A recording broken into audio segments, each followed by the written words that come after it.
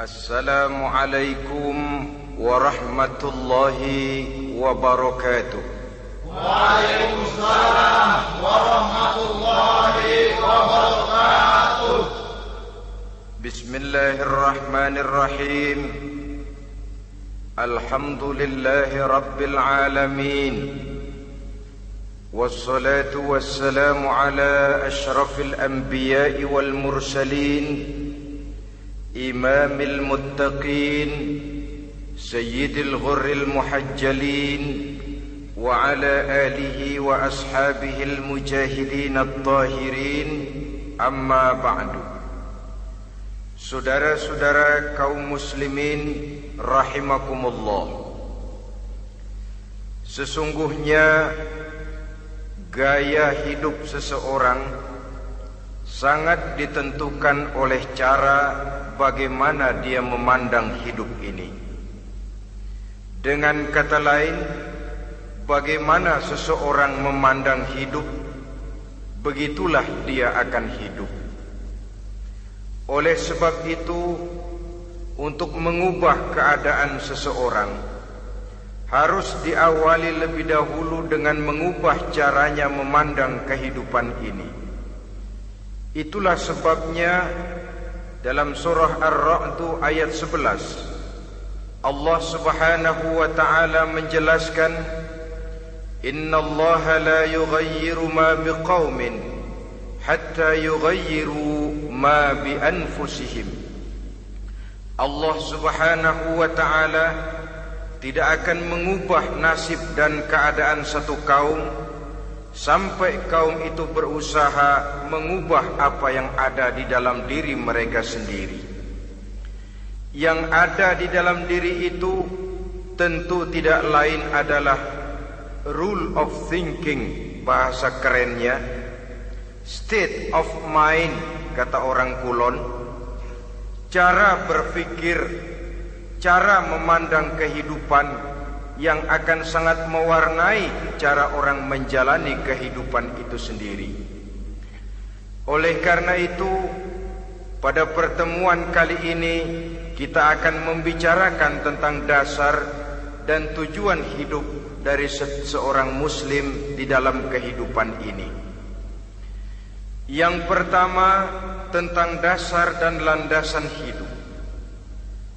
Seorang muslim tak dapat lain mendasarkan kehidupannya dengan Islam. Di dalam mendasari kehidupan dengan Islam ini, Allah Subhanahu wa ta'ala menuntut, Ya ayyuhalladzina amanu dkhulu fis silmi kafah. Hai orang-orang yang beriman, masuklah kamu ke dalam Islam itu secara total, secara utuh, secara seluruhnya. Jangan separuh-separuh, jangan sepotong-sepotong. Mendasari hidup dengan Islam artinya menjadikan Islam sebagai way of life, sebagai rule of thinking, sebagai state of mind di dalam kita memecahkan problema-problema kehidupan, sehingga tidak satu persoalan hidup yang bagaimanapun kecilnya sekalipun yang tidak tersentuh oleh nilai-nilai ajaran agama Islam ini. Kemudian di dalam mendasarkan hidupnya dengan Islam, ia mempunyai satu keyakinan.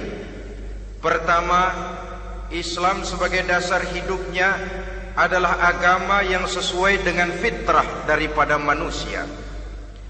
Allah Subhanahu wa ta'ala pencipta manusia. Allah Subhanahu wa ta'ala yang menurunkan agama Islam.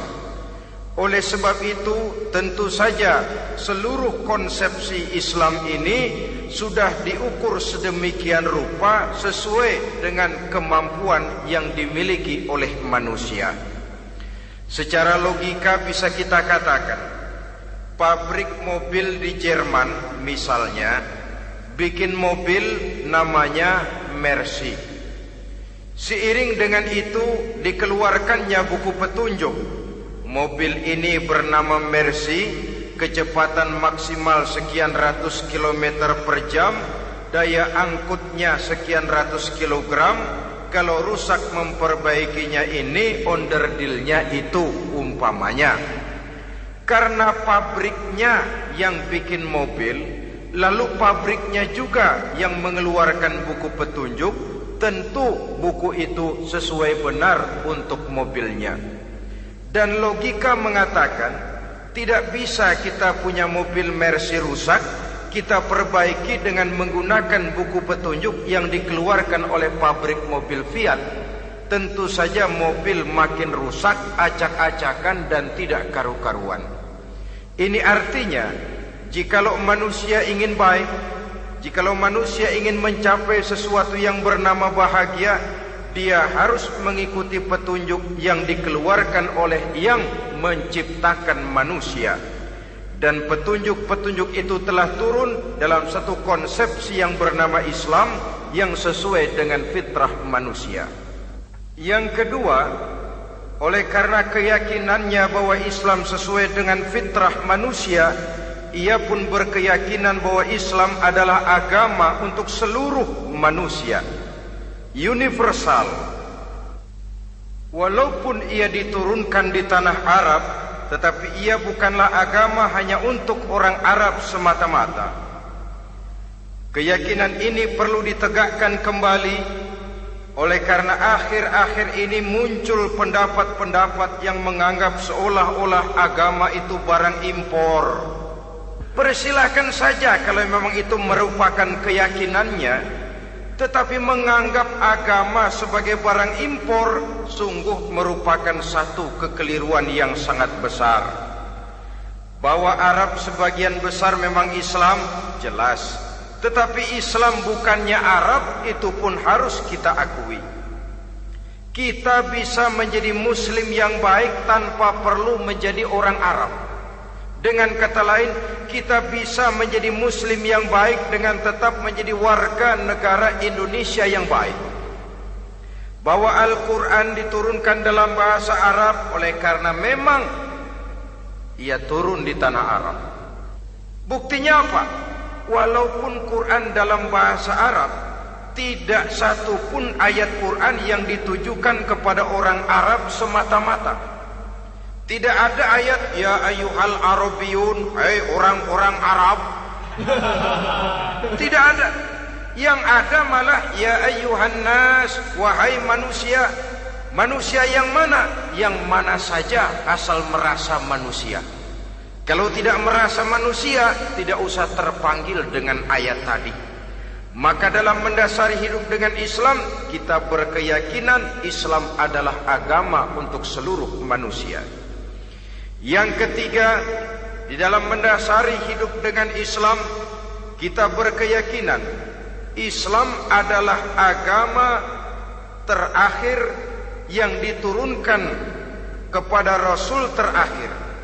Tidak ada Rasul dan Nabi sesudah Nabi Muhammad, dan tidak ada agama lagi sesudah agama Islam. Dasar-dasar keyakinan ini melembaga dalam pribadi kita, membentuk satu keyakinan yang mendasari kehidupan ini, sehingga tidak satu problema yang bagaimanapun kecilnya dalam kehidupan yang tidak tersentuh oleh nilai-nilai Islam. Sejak kita tidur sampai kita bangun tidur, bahkan tidur itu sendiri dan seluruh kegiatan kehidupan yang kita laksanakan dalam 24 jam, tidak satu pun yang tidak tersentuh oleh nilai-nilai Islam. Inilah pandangan hidup Muslim. Jawaban seorang Muslim terhadap problema-problema kehidupan yang dihadapinya, yang di dalam menjawab problema itu ia Islam oriented, berorientasi kepada nilai-nilai Islam. Apa kata Islam tentang pekerjaan yang dihadapinya? Halal kata Islam, halallah dia katakan. Haram kata Islam, haram dia katakan. Islam oriented. Barometer dalam perbuatannya tidak lain daripada nilai-nilai Islam itu sendiri. Dan kemudian di dalam mendasari kehidupan dengan Islam, ia berkeyakinan Islam adalah satu-satunya agama yang benar. Bahasa kerennya, Islam is the single one, the true religion behind the God. Satu-satunya. Keyakinan ini kelihatannya subjektif, tapi memang inilah pokok daripada kehidupan beragama. Saudara-saudara kaum muslimin rahimakumullah, kalau itulah dasar daripada kehidupan kita sebagai muslim, apa yang menjadi landasannya? Kalau dasar hidup kita Islam, maka landasan hidup kita tidak lain adalah Al-Quran dan sunnah Rasulullah sallallahu alaihi wasallam. Dunia penuh dengan orang-orang besar, dan setiap orang-orang besar itu mempunyai ajaran-ajaran yang pernah jaya, pernah dikumandangkan, didengung-dengungkan, naik ke panggung sejarah untuk kemudian tenggelam. Satu ajaran hanya akan langgeng, satu ajaran hanya akan tahan lama apabila dia turun dari sumber yang serba maha. Kalau dia turun dari manusia, maka sifatnya hanya musim. Yang namanya musim, saudara-saudara, namanya musim tidak bisa dilarang, tapi kalau sudah selesai habis sendirian. Itu musim namanya. Musim rambutan. Kalau datang musim rambutan, apa bisa dilarang? Gak boleh musim rambutan. Ya tidak bisa, dia akan tumbuh terus. Tapi manakala musimnya habis. Begitulah nasib dari ajaran yang nisbi, relatif dan temporer apabila dia bersumber dari manusia. Maka satu ajaran hanya akan langgeng, tahan lama apabila dia turun dari sumber yang serba maha. Dan itu sudah turun bernama Al-Quranul Karim. Sedangkan sunnah, saudara-saudara, merupakan penjelasan dari apa yang oleh Quran tidak dijelaskan dalam bentuk yang detail, melengkapi apa yang oleh Al-Quran hanya disebutkan dalam bentuk garis besarnya saja. Baik Quran maupun sunnah kita sebut merupakan dasar, landasan yang primer. Sedangkan untuk memahami Quran dan sunnah, kita memerlukan pendapat-pendapat orang yang ahli di bidang itu. Dalam hal ini kita sebut saja dengan ulama. Dan ini merupakan sumber yang sekunder dari landasan hidup kita sebagai seorang muslim. Dua rel ini, Quran dan sunnah, merupakan landasan di mana kereta api Islam ini berjalan. Quran dan sunnah. Saudara-saudara kaum muslimin rahimakumullah, oleh karenanya marilah kita menjadikan Quran dan sunnah ini sebagai imam di dalam kehidupan kita. Bukankah Rasulullah sallallahu alaihi wasallam pernah memberikan pilihan, man ja'alal Qur'ana amamahu qadahu ilal jannah, wa man ja'alal Qur'ana khalfahu saqahu ilan nar.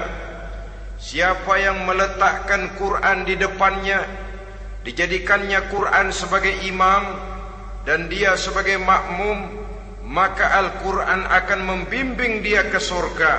Ya, surga di dunia ini, lebih-lebih lagi surga di akhirat nanti.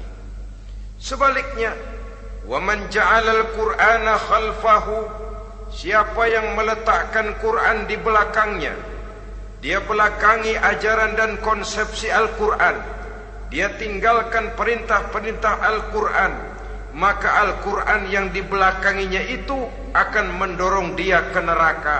Neraka dunia, lebih-lebih neraka di akhirat nanti. Pilihan terserah kita. Jikalau kita mau menjadikan Quran sebagai imam, artinya kita menjadi makmum. Resikonya dimanapun, makmum wajib ikut imam. Imam takbir, makmum takbir, imam ruku', makmum ruku', imam i'tidal, makmum i'tidal. Jikalau Quran imam kita dan kita adalah makmum, maka itu berarti jikalau ke barat komando Quran, ke barat kita pergi. Jikalau ke timur kata Quran, ke timur kita menuju. Jikalau halal kata Quran halal kita katakan, jikalau haram kata Quran haram kita ucapkan. Itu resikonya kita menjadi makmum, menyusun pola hidup yang lebih Qurani.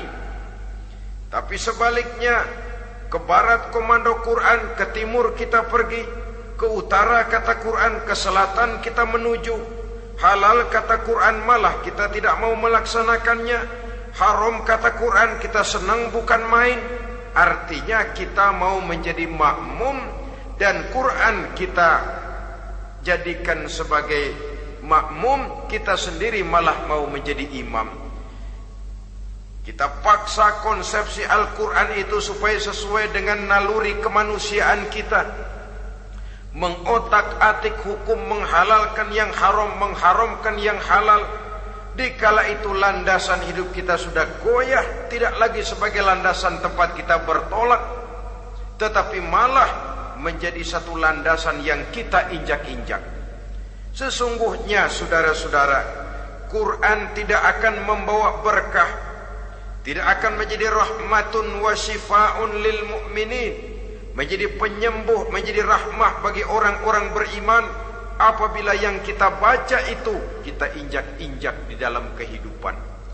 Upaya menyusun hidup yang lebih Qurani ini seiring dengan usaha kita menjadi warga negara yang baik. Yang saya katakan di awal tadi, tidak saling dan tidak harus saling bertentangan. Jadi dengan demikian, dasar hidup kita sebagai muslim adalah Islam, dan landasan hidup kita tidak lain adalah Al-Quran dan Sunnah Rasulullah Sallallahu Alaihi Wasallam. Ini landasan tempat kita bertolak. Ini yang mewarnai gaya kehidupan kita. Apapun yang mau kita lakukan, tempat kita bertanya lebih dahulu Quran dan Sunnah. Saya mau melakukan pekerjaan ini, apa kata Quran? Saya mau pergi ke tempat ini, apa kata Quran? Saya mau berusaha dengan mengerjakan perusahaan ini, apa kata Quran? Merupakan landasan daripada kehidupan kita. Ini yang saya katakan tadi, membentuk rule of thinking, state of mind, bahwa gaya kehidupan kita diwarnai oleh landasan hidup yang bertumpu pada ajaran Al-Quranul Karim dan Sunnah Rasulullah Sallallahu Alaihi Wasallam. Baiklah ya, ini yang pertama tentang dasar dan landasan hidup. Yang kedua tentang tujuan hidup. Kalau sudah ada landasan tempat kita bertolak, lalu kemana pantai yang akan kita tuju? Mau apa sih kita hidup ini? Berleha-leha, menjalani acara rutin, bangun tidur sampai tidur lagi, kemudian besok begitu lagi, sampai menunggu datangnya sang ajal? Atau ada satu tujuan yang akan kita capai di dalam kehidupan ini? Apabila kita teliti, maka Al-Quran mengajarkan tujuan hidup setiap muslim pada dasarnya ada dua. Pertama, kita sebut saja tujuan jangka pendek. Tujuan jangka pendek itu sasarannya dunia sekarang ini. Bentuknya horizontal. Targetnya agar setiap pribadi muslim menjadi rahmatan lil alamin, rahmah bagi lingkungannya. Inilah yang oleh agama dinamakan hablum minan nas, yang isinya adalah ilmu dan peradaban. Jadi dunia dan seluruh isinya merupakan tujuan jangka pendek saja. Untuk mencapai tujuan jangka pendek, dunia dan seluruh isinya, unsur penunjangnya adalah pendidikan, pengalaman, atau nasib. Makin tinggi pendidikan, makin mudah menjangkau hidup. Makin banyak pengalaman, makin mudah menguasai dunia.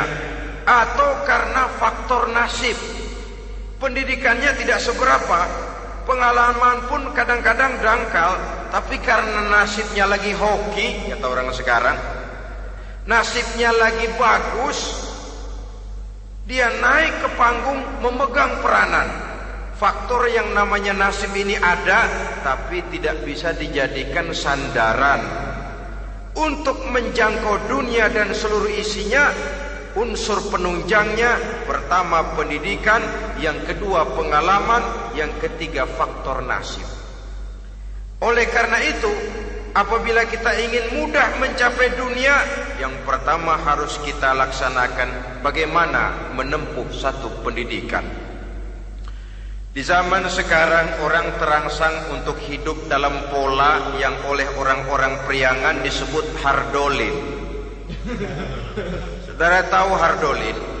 Itu potongan dari dahar modal ulin. Filsafat hidup yang pakaian mau bagus, makan mau enak, kerja nggak mau. Akhirnya jadilah dia penghayal kelas berat, tukang-tukang ngelamun kelas tinggi. Tiap hari kegiatannya ya cuma tidak terlepas dari tiga kriteria itu. Hardolin. Pokoknya kalau sudah dahar modal ulin, besok ya begitu lagi. Pola dari dimana orang pakaian mau bagus, makan mau senang, duit mau punya, kerja tidak mau. Kadang-kadang mau kerja tapi tidak tahu apa yang harus dikerjakan, ditambah oleh sempitnya lapangan pekerjaan. Tidak tahu apa yang harus dikerjakan, dilatar belakangi oleh tidak adanya pendidikan yang dia terima, sehingga mau kerja apa lalu bingung. Oleh karena itu, terutama buat adik-adik remaja, para pemuda, saya berpesan untuk menjangkau dunia, yang pertama harus kita jalani bagaimana membina diri, mendidik. Taruh kata drop out, putus sekolah, tapi drop out bukan halangan bagi tumbuhnya cita-cita yang mulia. Bahkan ada orang bilang many a great man starts as a newspaper boy. Banyak orang-orang besar yang memulai pekerjaannya dagang koran. Putus sekolah bukan merupakan halangan bagi tumbuhnya cita-cita yang mulia. Dan tidak sedikit orang-orang besar yang tidak keluaran perguruan tinggi. Tidak sedikit orang-orang besar yang tidak merupakan produk dari perguruan tinggi tertentu, tapi kerajinannya belajar, banyak membaca, banyak bergaul, autodidak. Syukur kalau masih bisa menempuh pendidikan yang formal. Kekurangan ekonomi, kemiskinan keluarga jangan menjadi penghalang bagi tumbuhnya cita-cita yang tinggi untuk menempuh karier pendidikan yang baik. Ini memang pahit, tapi bagaimanapun kata orang, lebih baik makan singkong beneran daripada makan roti ngimpi. Artinya jikalau memang perlu, lebih baik sekolah sambil dagang koran, nyemir sepatu, parkir mobil, daripada hardolin itu tadi. Tanpa prospek hari depan yang ada artinya. Dan pendidikan memang merupakan sesuatu yang pahit, tapi tanpa ini rasanya kita akan sulit untuk menjangkau dunia, tersisih di pojok-pojok kehidupan. Jangan lalu bilang, manusia kan rezekinya sudah dijamin oleh Allah, ayam saja ada rezekinya. Of course. Tapi jangan lupa, cara ayam cari rezeki dengan cara manusia cari rezeki lain. Kalau ayam cari rezeki dari tahun atu, modalnya cuma ceker sama patok. Kalau ayam mah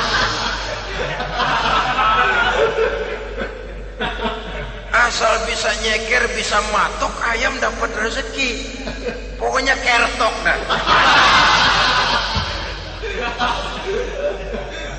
Tapi manusia cari rezeki, dia harus cari lapangan kerja. Lapangan kerja sulit. Sudah dapat lapangan kerja, harus punya keahlian. Untuk memperoleh keahlian harus dengan pendidikan. Berhadapan lagi dengan saingan-saingan, karena pasaran tenaga kerja tiap tahun puluhan kalau tidak ratusan ribu pasaran tenaga kerja yang masuk lapangan kerja. Ini kenyataan. Semakin ke depan oleh tingginya tensi ekonomi, oleh persaingan hidup yang makin tajam, oleh makin menggejalanya pola pikir industrialis yang membuat manusia individu, nilai-nilai semacam ini akan terasa makin berat. Oleh karenanya, tanpa pendidikan sulit untuk menjangkau dunia. Yang kedua, pengalaman, tenaga expert. Sehingga orang mengatakan experience is the best teacher. Pengalaman adalah guru yang paling bijaksana. Dengan pengalaman kita makin dewasa. Dan orang sering mengatakan kegagalan hakikatnya adalah keberhasilan yang tertunda. Jangan takut gagal, kalau itu akan mengantarkan kita kepada pola hidup yang lebih dewasa, lebih tegar, lebih sanggup menghadapi kesulitan-kesulitan. Dan faktor yang ketiga, nasib. Kadang-kadang orang pendidikannya tidak ada, kadang-kadang pengalamannya tidak seberapa, tapi karena nasib, engkongnya misalnya jadi komandan Hansip, dia naik jadi anggota Hansip. Itu karena faktor nasib saja. Yang ketiga ini ada, tapi tidak bisa dijadikan sandaran dalam arti bahwa kita lalu mengandalkan nasib. Lo nanti udah gede mau jadi apa? Gua sih gimana nasib aja dah. Jadi orang syukur, jadi gembel nasib. Tidak bisa kita menghadapi hidup dalam satu alur spekulasi. Tidak bisa kita menjalani skenario kehidupan ini dengan bersikap untung-untungan. Karena kehidupan walaupun tidak bisa dipastikan, paling kurang bisa dirancang, bisa direncanakan, bisa ditargetkan, bisa dianalisa kemungkinan-kemungkinannya. Walaupun tidak bisa dipastikan, tapi bisa diperhitungkan. Sebagai manusia yang terikat oleh causality, oleh hukum sebab akibat, sewajarnya kita memperhitungkan kemungkinan-kemungkinan itu. Kira-kira 5, 10, 15 tahun yang akan datang, sejauh mana kesulitan-kesulitan dalam kehidupan ini, sejauh mana persaingan dalam hidup, sejauh mana tenaga kerja dibutuhkan, sejauh mana keahlian dan skill menunjang ke arah itu. Kalau tidak, kita akan tersisih di sudut-sudut kehidupan untuk lebih banyak jadi penonton daripada menjadi pemain. Padahal kita ingin jadi pemain, kita ingin aktif, kita ingin punya peranan karena kita oleh agama dituntut menjadi rahmatan lil alamin, menjadi rahmah bagi lingkungan di mana kita tinggal, mewarnai lingkungan, bukan cuma diwarnai oleh lingkungan itu sendiri. Itu tadi tujuan jangka pendek sebagai tujuan yang pertama. Yang kedua, tujuan jangka panjang. Tujuan jangka panjang ini sasarannya adalah akhirat. Bentuknya vertikal, targetnya adalah mardhatillah atau ridho daripada Allah. Dan ini yang oleh agama dinamakan dengan hablum minallah, tali vertikal yang menghubungkan manusia langsung dengan Tuhannya. Untuk mencapai tujuan jangka panjang akhirat ini, unsur penunjangnya adalah prestasi ibadah. Kalau untuk tujuan jangka pendek, dunia dan seluruh isinya, pendidikan, pengalaman dan nasib memegang peranan yang sangat penting, maka untuk akhirat, pendidikan, pengalaman, nasib tidak punya pengaruh banyak. Unsur penunjangnya adalah prestasi ibadah. Bagaimanapun tinggi pendidikan, bagaimanapun banyak pengalaman, tanpa prestasi ibadah, nol besar kita dalam pandangan Allah Subhanahu wa ta'ala. Saudara-saudara kaum muslimin rahimakumullah, itu sebabnya seorang muslim sholat, puasa, haji, zakat, yang kalaupun ada target dunia itu cuma side effect saja, sekedar satu efek sampingan. Target utamanya tetap tujuan jangka panjang, akhirat dan ridho Allah. Kenapa kita sholat? Untuk mencari ridho Allah. Kenapa kita laksanakan ibadah haji? Untuk mencari ridho Allah. Kita bangun di keheningan malam untuk mencari ridho Allah. Kalau ada akibat dunia, itu cuma akibat sekunder saja. Ada misalnya orang karena tekun ibadah rezekinya lancar, itu baru persekot, baru tanda jadi. Kadang-kadang persekotnya saja sudah nikmat kok, apalagi cashnya, kontannya. Sebaliknya kalau ada orang rajin ibadah, rezekinya seret, jangan jadi alasan. Kok lu nggak sembahyang? Alah, tetangga gua rajin sembahyang melarat terus.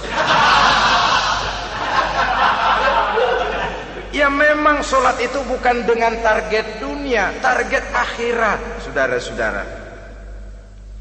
Oleh sebab itu, seorang muslim adalah seorang yang berpandangan luas, berjiwa lapang. Maksudnya apa? Tujuan jangka pendek dan jangka panjang ini harus dia raih kedua-duanya. Ini yang oleh Al-Quran diajarkan agar setiap muslim mencapai fid dunya hasanah wa fil akhirati hasanah. Kebaikan di dunia, kebaikan di akhirat, itu arti hasanah. Jangan macam orang dulu, punya istri 2 pergi haji. Yang satu yang muda istrinya namanya Hasanah, yang satu namanya Khadijah. Waktu tawaf keliling Ka'bah, si suami ini nggak bisa doa apa-apa kecuali Rabbana Atina itu. Tiap putaran Rabbana Atina fid dunya hasanah wa fil akhirati hasanah. Putaran kedua Rabbana Atina fid dunya hasanah wa fil akhirati hasanah. Ini istri tuanya yang namanya Khadijah dengerin aja. Akhirnya di satu saat dia colek suaminya, "Bang, mentang-mentang Hasanah bini muda disebutin melulu. Saya dong disebutin dalam doa." "Iya deh, ntar putaran selanjutnya." Suaminya blow on juga. Putaran kedua dia baca Rabbana Atina fid dunya hasanah wa fil akhirati Khadijah.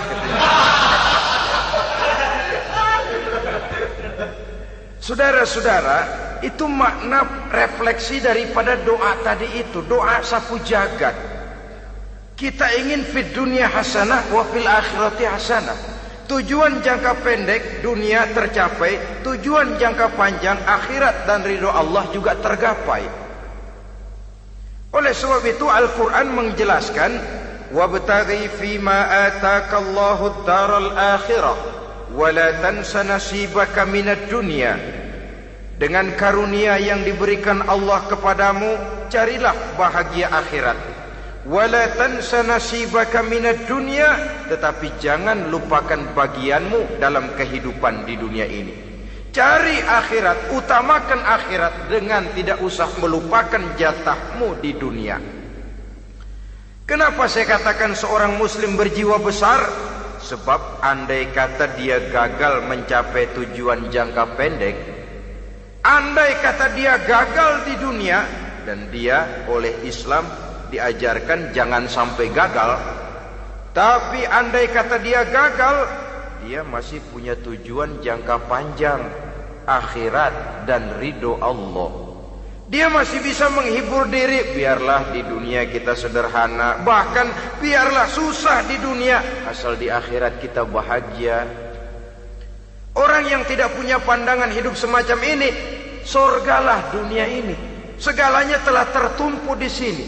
Bila umurnya selesai, ajalnya datang, selesai sudah surganya sampai di situ, dan dia tidak punya pengharapan lain di belakang itu. Maka seluruhnya bertumpu pada kehidupan di dunia. Padahal dunia seperti air laut, makin diminum makin haus, makin kering tenggorokan. Dunia yang diperturutkan menyeret manusia ke dalam lingkaran setan, terjebak dalam sifat yang namanya tamak bin rakus alias serakah.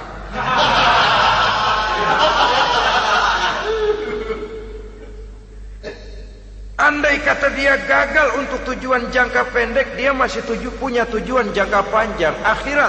dia masih sanggup berkata, biar di dunia kita sederhana, bahkan biar kebelangsak sengsara susah di dunia, asal di akhirat kita bisa bahagia. Kan masih ada harapan. Yang paling bangpak, paling rusak betul, sudah di dunia sengsara, di akhirat celaka. Di dunia rumahnya gubuk, pinggir kali miring, asal hujan bocor, utang selebar warung. Bayang kagak, ngaji enggak, puasa enggak, saban malam merit mulu. Saudara hadirin yang saya hormati, lalu kapan mau bahagia kalau sudah di sini susah, di sana akan susah juga.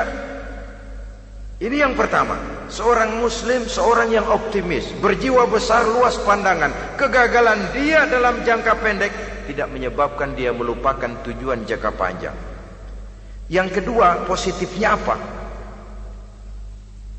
Cara dia mencapai tujuan jangka pendek diwarnai oleh keyakinan adanya tujuan jangka panjang.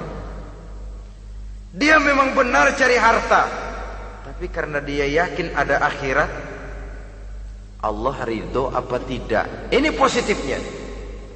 Saya memang cari duit, tapi dengan cara ini Allah ridho apa tidak. Saya memang ingin berpakaian yang rapi, tapi dengan tidak menutup aurat begini, Allah ridho atau tidak. Saya memang bergaul menghormati teman, tapi terjebak dalam minuman keras karena menghormati teman, Allah ridho apa tidak. Ini orang yang punya tujuan jangka panjang. Segalanya diberikan bingkai dengan pertanyaan, Allah ridho atau tidak. Keyakinannya terhadap tujuan jangka panjang mewarnai gaya hidupnya di dunia ini, mencapai tujuan jangka pendek tadi. Mau minum, Allah ridho apa enggak ini? Mau makan, yang saya makan Allah ridho apa enggak ini? Pendeknya apapun yang mau dia kerjakan, karena dia punya keyakinan tujuan jangka panjang, dia selalu menimbang terhadap ridho Allah tadi. Jadi tanpa prestasi ibadah, kita nol besar dalam pandangan Allah. Ini nilai manusia yang hakiki di sini. Ini makna inna akramakum indallahi atqakum. Di akhirat nanti kan tidak pernah akan disidang, kamu pendidikan setinggi apa? Tidak. Gelarmu berapa renteng? Profesor, doktor? Tidak.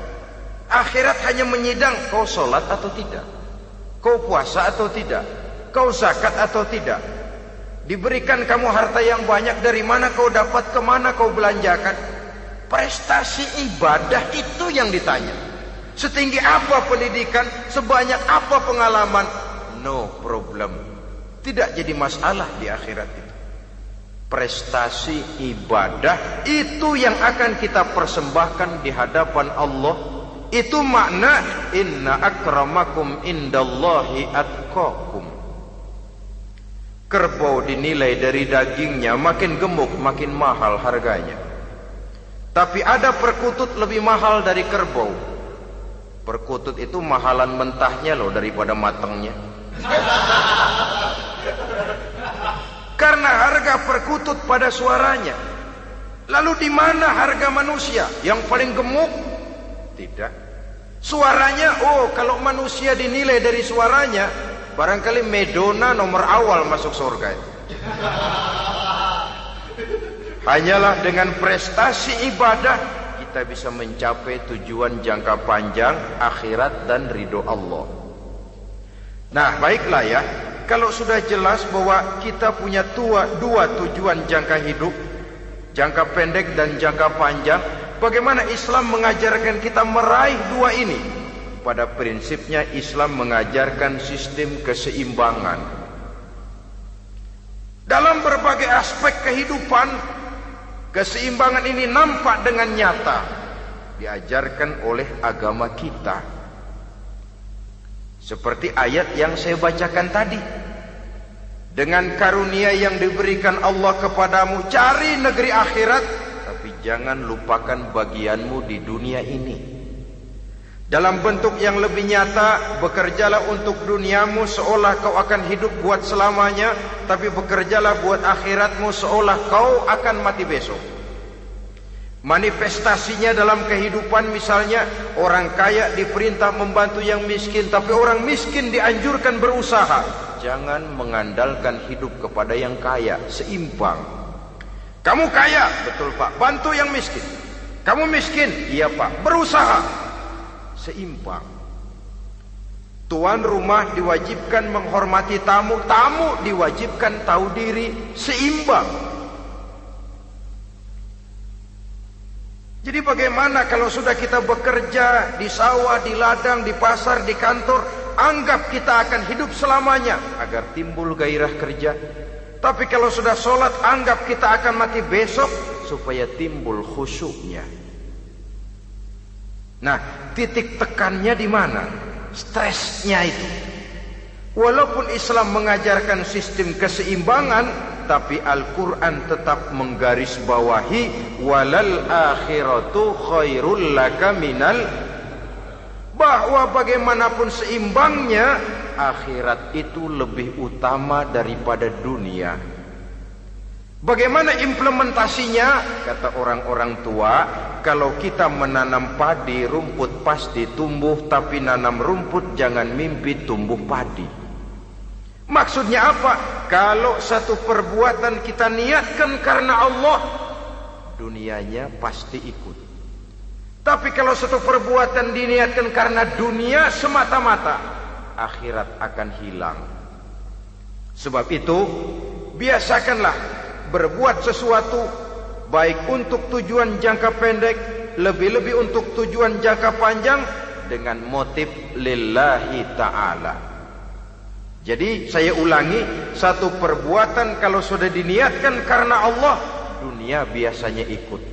Tapi kalau diniatkan karena dunia semata-mata, akhirat akan luput. Padahal itu titik tekannya, walal akhiratu khairul laka minal ula. Saudara-saudara kaum muslimin rahimakumullah, ini tujuan hidup. Jadi landasan tempat kita bertolak sudah jelas, pantai yang akan kita tuju dalam kehidupan ini juga sudah nyata. Kita ingin mencapai apa yang dinamakan fid dunya hasanah wa fil akhirati hasanah. Untuk itu perlu ada keseimbangan, tetapi titik tekannya tetap akhirat lebih utama daripada kehidupan dunia ini. Sekarang kalau sudah ada dasar hidup, sudah ada tujuan yang akan kita capai, tentu harus ada alat untuk mencapainya. Semuanya perlu sarana. Bahkan pada hakikatnya dalam kaidah usul fikih para ulama mengajarkan lil wasail hukmul maqasid. Sarana dan tujuan hukumnya sama. Ini mestinya mendidik umat Islam jadi pinter. Jangan cuma berpikir melaksanakan satu pekerjaan, tapi juga berpikir menciptakan sarana untuk terwujudnya pekerjaan itu. Misalnya umat Islam wajib pergi haji kalau mampu, kan begitu toh? Kalau dia umat Islam Indonesia, tentu pergi hajinya ke Mekah. Mekah, Jeddah, Mekah, Indonesia perlu sarana angkutan untuk sampai ke sana. Kapal laut, kapal udara. Artinya umat Islam harus maju di bidang teknologi, bisa menciptakan pesawat, bisa menciptakan kapal laut, sarana yang akan menyampaikan dia untuk bisa melaksanakan ibadah haji. Selama ini kita bertumpu kepada pemikiran, pokoknya kan yang penting gue pergi haji pakai apa kayak gue punya duit. Dari segi pribadi memang barangkali begitu. Tapi sebagai umat yang harus mencapai kemajuan, apabila diperintahkan melaksanakan sesuatu, kita pun hakikatnya dituntut menciptakan sarana untuk menunjang pelaksanaan sesuatu itu sendiri. Agama mengajarkan an-nazafatu minal iman, kebersihan sebagian daripada iman. Siapa yang menciptakan mesin cuci, sabun-sabun keras, deterjen, rinso dan lain sebagainya? Siapa yang menciptakan air condition, pembersih ruangan? Kita hanya berpikir pokoknya kan bersih, mau pakai apa kek. Kita jarang yang berpikir kepada pewujudan teknologi modern untuk menerjemahkan hadis itu. Syukurlah belakangan ini sudah muncul teknokrat-teknokrat muslim yang dijiwai oleh semangat Al-Quran membuka tabir rahasia konsepsi Islam di lapangan teknologi modern, yang makin lama makin menunjukkan tuntutan kebutuhan daripada umat itu sendiri. Dengan demikian, apabila ada tujuan hidup, kita memerlukan alat untuk mencapai tujuan tadi. Supaya tujuan fid dunya hasanah wa fil akhirati hasanah tercapai, apa alat yang harus kita pakai? Kita lihat surah At-Taubah ayat 111 memberikan jawaban. Innallaha ashtara minal mu'minina anfusahum wa amwalahum bi anna lahumul jannah. Sesungguhnya Allah telah membeli dari orang-orang beriman diri mereka, harta mereka, bahwa sesungguhnya bagi mereka adalah surga. Coba kita simak ayat ini sejenak, akan nampak dengan jelas bahwa ayat ini hakikatnya merupakan satu transaksi yang nyata benar antara kita dengan Allah. Transaksi jual beli sudah terjadi, dan itu langsung dengan Allah, tertuang dalam pernyataan Quran. Pembeli Allah, penjual kita orang-orang beriman, dagangannya adalah anfus dan amwal, harganya adalah surga. Itu sudah tanda tangan pernyataan kita siap jual beli ya Allah. Apalagi baiat kita apa? Inna solati wa nusuki wa mahyaya wa mamati lillahi rabbil alamin. Solatku, ibadahku, hidup dan matiku cuma untuk Allah Tuhan seru sekalian alam. Minimalnya 5 kali sehari semalam baiat ini kita ulang dan kita ulang. Kenapa lalu kita tidak konsekuen?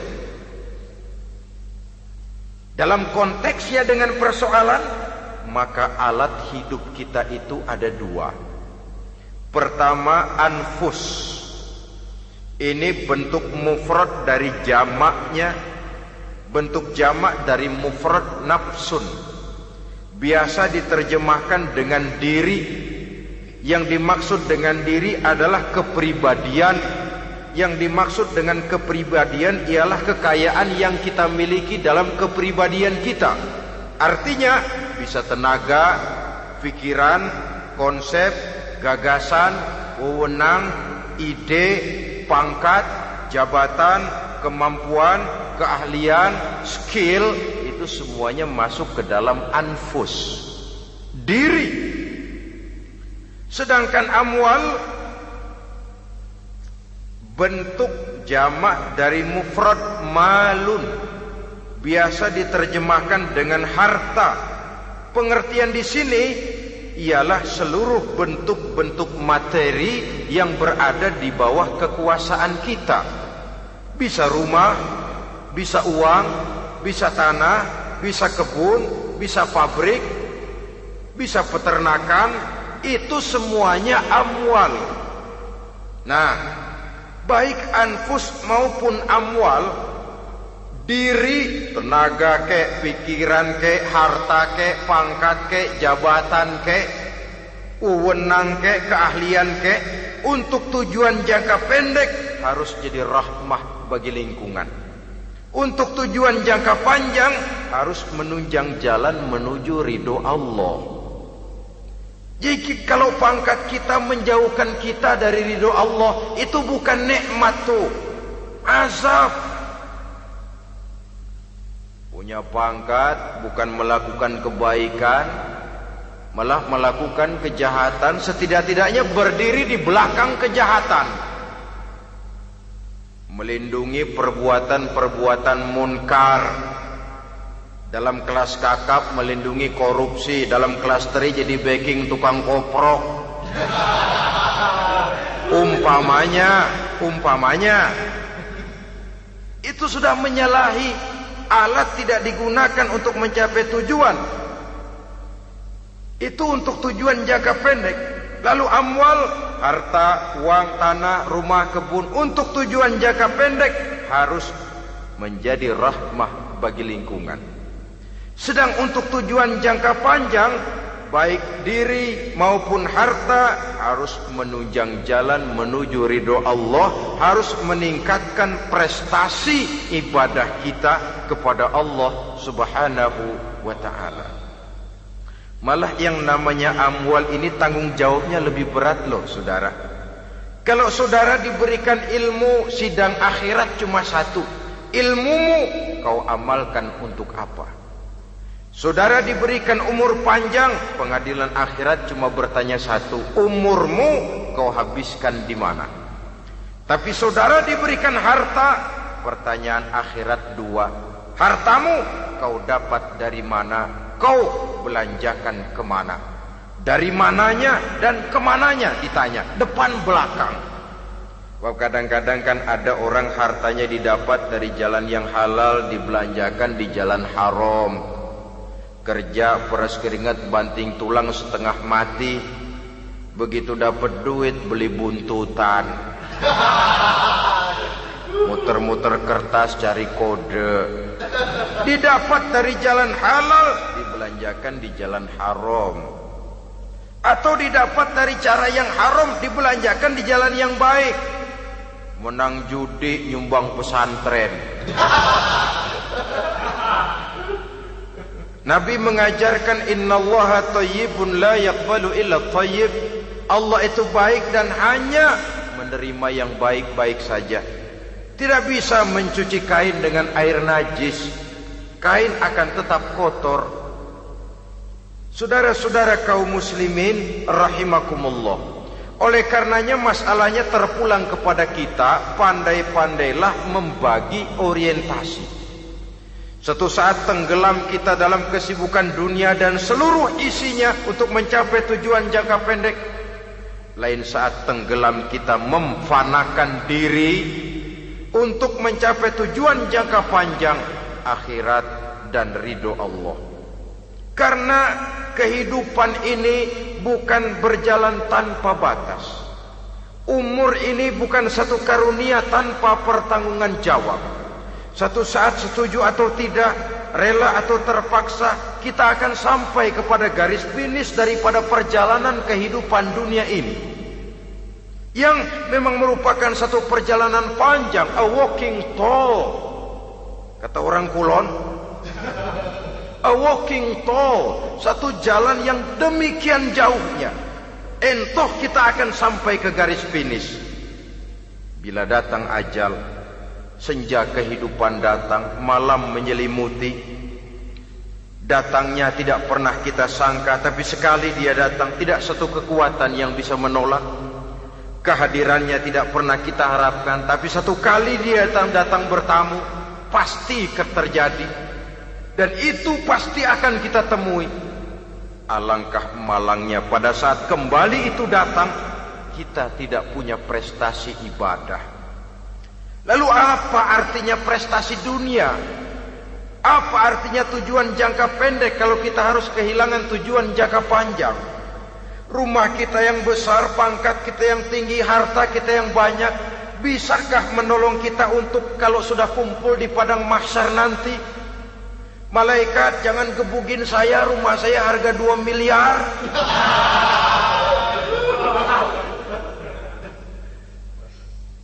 Sudahlah malaikat, damai saja, itu Rolls Royce saya. Pakai saja malaikat, pakai. Kata malaikat, gue budak, gue gak butuh gituan. Hanya prestasi ibadah yang bisa menyelamatkan kita pada kondisi semacam itu. Jadi oleh karena itu saudara-saudara, biar di dunia ini rumah kita besar, mobil bagus, uang banyak, pabrik ada, usaha lancar, asal di akhirat masuk surga aja. Gak apa-apa. Daripada di dunia sengsara, di akhirat neraka, senangnya kapan? Sudah di sini sengsara, di sana keblangsak. Itu yang orang-orang tua bilang lacur kuda namanya. pelan dipecut, kenceng digentak, setengah mati, serba salah. Kuda kalau bisa ngomong, gue setengah mati, serba salah. Pelan dipecut, kekencengan ditarik, itu yang namanya lacur kuda begitu. Serba salah posisinya. Untuk itu pandai-pandailah membagi orientasi supaya tercapai tujuan ideal ini, fid dunya hasanah wa fil akhirati hasanah. Ini tentang tujuan hidup. Nah, untuk mencapai tujuan ini kita tidak berjalan sendiri. Kita perlu teman hidup. Di samping teman hidup ada pula lawan hidup. Siapa teman hidup kita untuk mencapai tujuan hidup ini? Dalam arti sempit, teman hidup kita suami istri yang taat kepada Allah. Suami istri lebih dari sekedar satu pasangan, juga saling melengkapi, merupakan bagian daripada kehidupan. Suami adalah teman istri, istri adalah teman suami untuk mencapai tujuan hidup tadi. Mencapai fid dunya hasanah wa fil akhirati hasanah.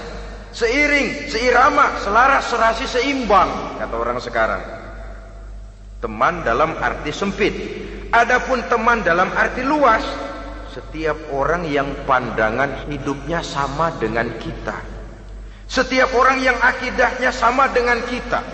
Terlepas dari suku bangsa apapun, warna kulit apapun, bahasa apapun, jikalau keyakinannya sama, pandangan hidupnya sama, dia adalah saudara kita dalam artian yang luas. Islam tidak kenal teritorial, maka tidak ada itu Islam Jepang. Ya walaupun secara formalnya ada, tapi informal Muslim adalah Muslim, diikat dengan akidah. Itu teman hidup. Lalu lawan hidup siapa? Pertama iblis, dalam segala bentuk dan implementasinya. Yang kedua, setiap orang yang pandangan hidupnya tidak sama dengan kita secara ideologis, itulah lawan hidup kita. Maka yang teman jadikan teman, yang lawan jadikan lawan. Jangan teman dijadikan lawan, lawan dijadikan teman. Itu namanya kopiah dipasang di kaki, pak bakyak naik ke jidat. Wajar kalau kepala lalu jadi benjol. Salah milih teman, salah cari lawan. Salah milih teman, salah cari lawan. Akibatnya kita yang akan susah di kemudian hari nanti. Saudara-saudara kaum muslimin rahimakumullah, oleh karenanya pandai-pandailah dalam hidup ini. Yang teman jadikan teman, yang lawan jadikan lawan. Kalau lawan kita jadikan teman, sementara teman kita jadikan lawan, dan itu apa yang banyak terjadi dalam praktek kehidupan, kita tidak akan bisa mencapai tujuan, karena akan tertarung di kaki sendiri. Nah, ini sajalah yang kita bicarakan pada pertemuan kali ini. Mudah-mudahan ada manfaatnya. Terima kasih atas segala perhatian. Mohon maaf atas segala kekurangan. Usikum wa nafsi bitaqwallah. Wassalamualaikum warahmatullahi wabarakatuh. Waalaikumsalam warahmatullahi wabarakatuh.